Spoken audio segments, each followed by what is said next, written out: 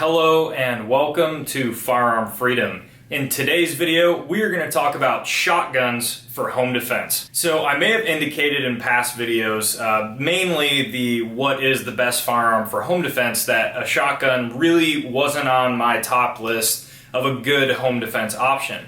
Since then, my opinion has slightly changed, but really not by much. I still don't hold the shotgun as high as other options on my list for home defense firearms. And as it sits right now in my home now, it's really not on the list at all for something that's sitting directly in a home defense role. And I'm going to tell you guys a little bit why that is. For the longest time, I thought a shotgun was the be-all, end-all for a home defense option. I thought it was just the absolute best, and whenever I thought home defense, I thought of a shotgun.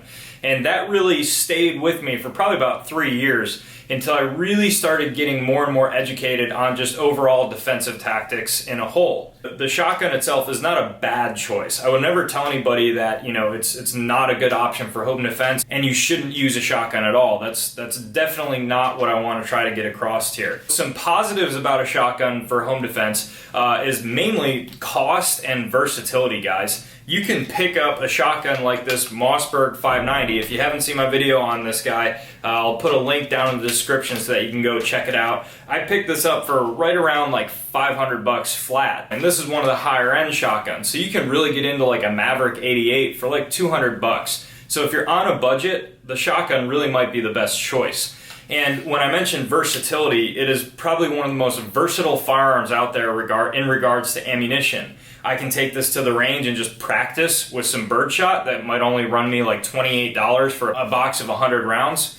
Or I can load up some high velocity slugs if I want to take it hunting or use it with any sort of accuracy at a longer distance. Or I can load it with some high quality buckshot or just regular buckshot for a home defense role. You could go less than lethal, but I would not recommend that at all. So cost, versatility, and also legality. So the shotgun is going to be legal in so many states out there. I'm pretty sure about 50 states in the United States, the pump shotgun is going to be legal as long as it has a certain capacity that's going to be okay in those more restricted states like where I'm from in New York.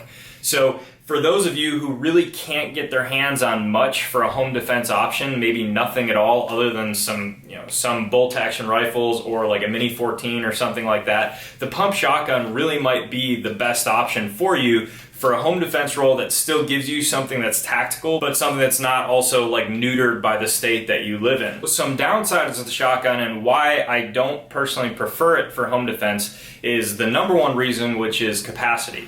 Now, we can kind of combat the fact that it is limited on capacity. This one is able to hold 8 rounds in the magazine tube, so it is somewhat limited, but I can combat that by loading it with buckshot. So with buckshot, I'm getting multiple pellets heading out of the barrel at the same time. Although I'm limited in capacity, if I hit somebody's center mass, I'm hitting them with multiple projectiles at one time, which again kind of makes up for the lack in capacity. Another thing that can be really, really detrimental under stress if you're not highly trained on it is reloading the shotgun. We talked about lower capacity, so it's very possible that you could miss with the shotgun on contrary to popular belief, and if you miss with the shotgun, you're going to be down to reloading. If you don't know how to reload the shotgun with speed, with accuracy, and with reliability, you're not going to do well in a defensive situation. In a state where there's much more restrictions, this really doesn't seem like a huge deal because, again, maximum, generally we're working with like 10 rounds with whatever we choose in a rifle, sometimes in a defensive role like 7 rounds. So it's really not a huge deal because anything you're working with, you're going to have to reload. But when I'm in a free state like Pennsylvania and I have the choice to really an unlimited amount of rounds on tap ready, I'd much rather go with my AR-15 pistol that has 30 rounds on tap. The likelihood of me having to reload are slim to none, if at all, unless I encounter a malfunction. So again, when I'm comparing two of those, I tend to choose more over the capacity versus, the power of the round. It's not a huge deal to me. I'm much more concerned with getting multiple shots on multiple intruders downrange. So really the only major downfall, if you will, capacity is not a huge one, but running the shotgun under stress can be extremely difficult. Also, if you're short in stature, you can't really reach out far enough. It's going to be really difficult for you to work the pump and reach your hand all the way out. I know a lot of people that come into my shop have a really hard time reaching out to the pump and working it fully back and forth. That's going to be my kind of opinion, guys, on using a shotgun for home defense. To recap what we went over, I think the plus sides are cost and versatility, and I think some of the negatives would be somewhat lower capacity and manipulating the shotgun under stress.